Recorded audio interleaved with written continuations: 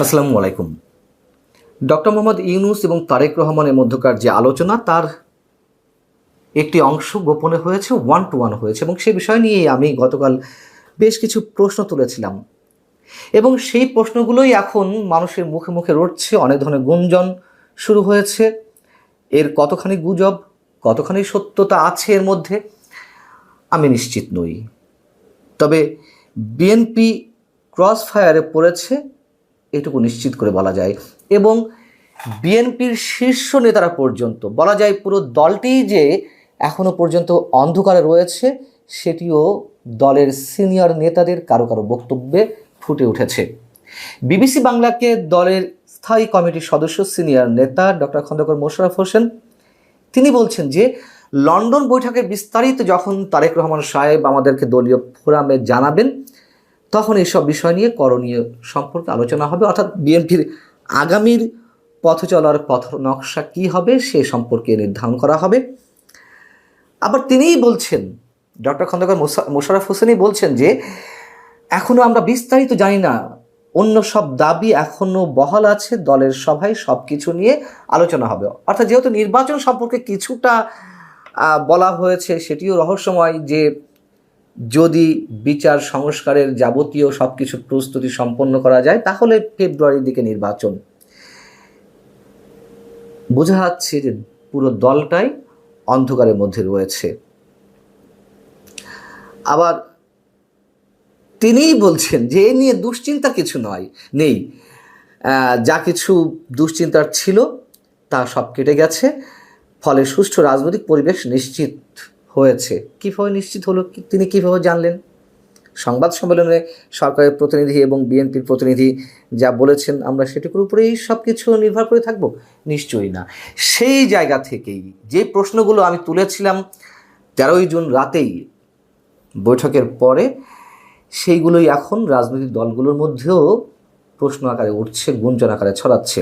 যেমন বিপ্লবী ওয়ার্কার্স পার্টির সাধারণ সম্পাদক সাইফুল হক তিনিও গণমাধ্যমকে বলেছেন, বিবিসিকে বলছেন যে পর্দার আড়ালে এমন কিছু নেগোসিয়েশন হয়েছে যাতে বিএনপিকে কিছু ছাড় দিতে হয়েছে।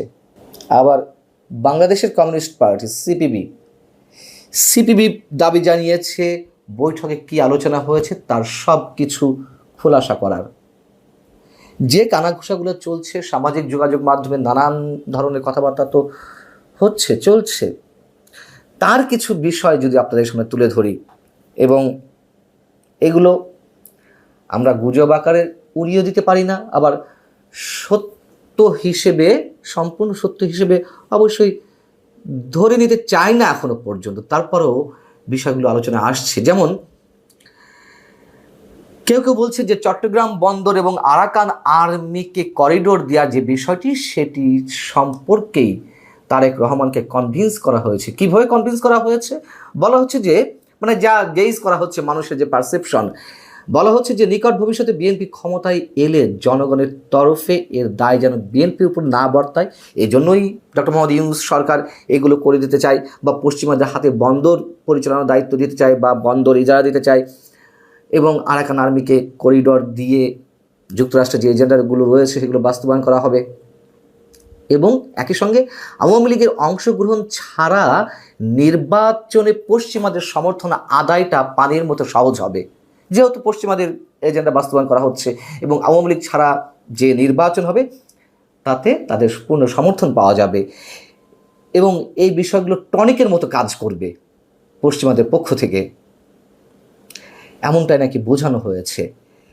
আরও যেটি বলা হচ্ছে যে প্রকাশ্যে জনাব তারেক রহমান এবং ডক্টর মোহাম্মদ ইউনূসের মধ্যে নির্বাচন নিয়ে কথা হলেও প্রকৃতপক্ষে ডক্টর মোহাম্মদ ইউনূস সাহেব নির্বাচন দিতে চান 2026 জুনে গিয়েই। তিনি এপ্রিলে বলেছেন জাতির উদ্দেশ্যে ভাষণে, তার আরও 2 মাস পর হয়তো জুনে নির্বাচন দেবেন। যদিও অনেকে বলেন যে নির্বাচন আদৌ এই সরকারের অধীনে হবে কিনা তা নিয়ে যথেষ্ট সন্দেহ রয়েছে। যা হোক, যেগুলো ছড়াচ্ছে, এক্ষেত্রে তিনি সাবেক প্রধানমন্ত্রী শেখ হাসিনা এবং আওয়ামী লীগের নেতৃবৃন্দের বিচার সম্পূর্ণ করার অজুহাত দাঁড় করিয়েছেন, যে জুনের মধ্যে জুনের আগে নির্বাচন দেওয়া হলে এই বিষয়গুলো সম্পন্ন করা সহজ হবে না।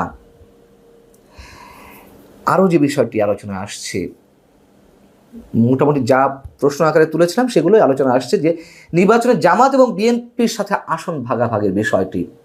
তাতে কি বলা হচ্ছে যে বিএনপিকে 165টি আসন দেওয়ার প্রস্তাব দেওয়া হয়েছে, বাকি 135টি আসন জামাত, এনসিপি মানে ন্যাশনাল সিটিজেন পার্টি এবং অন্যান্য শরিক দল সহ যারা মোর্চার মধ্যে রয়েছে তারা 135টি। আর এ কারণেই মোটামুটি দর কষাকষি করতে ডক্টর মোহাম্মদ ইউনূস লন্ডন সফরে গিয়েছিলেন। আবার কেউ কেউ বলছেন যে ডক্টর ইউনূসের সাথে তারেক রহমানের আলোচনা শুধুই কালক্ষেপণ ছাড়া আর কিছুই নয়। ভেতরে জামাত, এনসিপি এবং উগ্র মৌলবাদী চক্রের সম্মিলিত পরিকল্পনায় ছক কষা হচ্ছে এক ভয়ঙ্কর খেলা খেলার জন্য। এই পরিকল্পনা বাস্তবায়নের জন্য আপাতত বিএনপিকে ক্ষমতার লোভ দেখিয়ে মাঠ ঠান্ডা রেখে সরকারের যে এজেন্ডাগুলো রয়েছে, যে পরিকল্পনাগুলো রয়েছে, সেই কাজগুলো হাসিল করাই তাদের মূল লক্ষ্য। এবং এর সাথে আরও একটি প্রশ্ন উঠছে যে বিএনপি নেতা ইশরাক হোসেনের যে মেয়র হিসেবে শপথ নেওয়া না নেওয়াকে কেন্দ্র করে যে তুমুল আন্দোলন গড়ে উঠল, সেই বিষয়টিও কি আলোচনায় এসেছে? 3 উপদেষ্টা পদ থেকে দাবি করা হচ্ছিল, সেগুলো কি আলোচনায় এসেছে? ইত্যাদি ইত্যাদি নানান ধরনের গুঞ্জন, গুজব, জানি না এর সত্যতা কতখানি, এগুলো ছড়াচ্ছে। মিস্টার শফিকুল আলম, প্রধান উপদেষ্টা প্রেস সচিব, তিনি আবার কি বললেন তার মানে ফেসবুক পেজে শুক্রবার রাতেই তিনি একটি স্ট্যাটাস দিয়েছেন, যেখানে তিনি বলছেন, তিনি দাবি করছেন যে বিএনপির ভারপ্রাপ্ত চেয়ারম্যান তারেক রহমান এবং ডক্টর মোহাম্মদ ইউনূসের মধ্যকার যে ঐতিহাসিক বৈঠকটি অনুষ্ঠিত হয়েছে তা ষড়যন্ত্রকারীদের জন্য কফিনে শেষ পেরেক ঠোকা হয়েছে। তিনি বলছেন যে সব কিছু শেষ, এখন স্মুথলি চলবে এবং যারা সরকারের বিরুদ্ধে নানান ধরনের কথা বলছিলেন তাদের মুখে জুতা পড়েছে।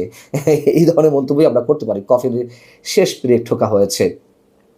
আবার অন্যদিকে যে নাটক শুরু হয়েছে, খেলা শুরু হচ্ছে, আমরা স্পষ্টত এইগুলো যেগুলো বললাম সেগুলো গুঞ্জন, গুজব, সত্যতা অনেক কিছুই থাকতে পারে এর মধ্যে, কিন্তু স্পষ্ট যে খেলার কথা আমি বলতে চাই তা জামাত, এনসিপি নিশ্চয়ই করছে। যেমন জামাত এনসিপির সাথে আলোচনা ছাড়া তো নিশ্চয়ই ডক্টর মোহাম্মদ ইউনূস তারেক রহমানের সঙ্গে এইসব বিষয়ে আলোচনা করেনি, নিশ্চয়ই তাদের সম্মতি নিয়েই করেছে।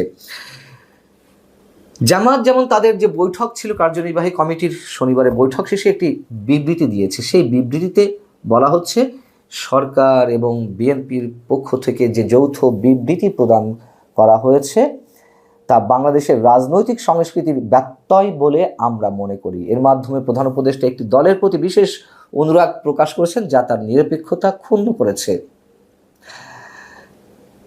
এর আগে কি প্রধান উপদেষ্টা বা সরকার সবার সাথে আলোচনা করে সবকিছু করেছে? নিশ্চয়ই না, এবং সেক্ষেত্রে জামাত কোনো প্রশ্ন তোলেনি, এক্ষেত্রে ইচ্ছাকৃতভাবে তুলছে।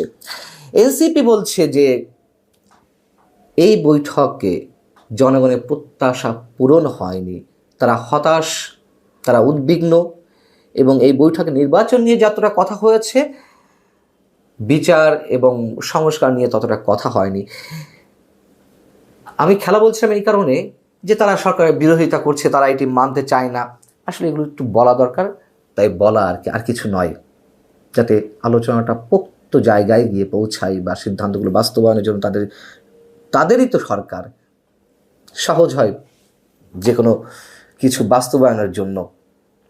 এখন সবচেয়ে ভালো কথা বলেছেন, বুঝে হোক কিংবা না বুঝে হোক, যেহেতু শুরুতেই বলছিলাম যে এটা আমরা সবাই জানি, বলা হয়েছে যদি বিচার এবং সংস্কারের যাবতীয় প্রস্তুতি সম্পন্ন হয় সেক্ষেত্রে ফেব্রুয়ারির দিকে নির্বাচন হতে পারে। জামায়াতপন্থী যে আইনজীবী, বহুল আলোচিত আইনজীবী শিশির মনির, অ্যাডভোকেট শিশির মনির বলছেন যে এটা ধরে নেওয়ার কোনো কারণ নেই যে ফেব্রুয়ারিতে নির্বাচনের জন্য দুই পক্ষই রাজি হয়েছেন, তার কোনো এখানে তো মেবি বিষয়ে আলোচনা হয়েছে, হতে পারে নির্বাচন দেওয়া যেতে পারে। আসলে বাস্তবতা তো এখানেই। শুভঙ্করের ফাঁকি বলি আর জনগণের চোখে ধোয়া দিয়া বলি, ধুলো দিয়া বলি, যাই বলি না কেন, সমাধান তো কিছু হয়নি। হিডেন এগ্রিমেন্ট, পর্দার আড়ালে কোনো সমঝোতা, আন্ডার টেবিল ডিল, যেভাবেই আমরা বলি না কেন, আবারও মনে করে দিই বৈঠকটি কিন্তু বৈঠকের মূল অংশ অন্তরালেই হয়েছে, গোপনে হয়েছে। এই করে আসলে বিএনপির জন্য কি ভালো হলো নাকি খারাপ হলো? বিএনপি তো এখন সব দিক থেকেই ক্রস ফায়ারে পড়ছে। যদি আমরা জামায়াত এনসিপির বক্তব্য ধরে নিই, তারাও আক্রমণ করছে, যদিও সেটি নাটকের অংশ। আবার এদিকে সিপিবি কিংবা বিপ্লবী ওয়ার্কার্স পার্টি বা অন্যান্য দলের কথা বলি, যারা বিএনপির সাথে মোটামুটি নির্বাচন খুব দ্রুত আদায়ের জন্য দাবি জানিয়ে আসছিল, তারাও কিন্তু যথেষ্ট প্রশ্ন তুলেছে। এর মধ্য দিয়ে বিএনপির রাজনৈতিক ভবিষ্যৎ কতটা, তা আমরা হয়তো অনেকে অনুমান করতে পারি। কতটা ভালো, কতটা কুসুমাস্তীর্ণ। ভালো থাকুন সবাই। আল্লাহ হাফেজ।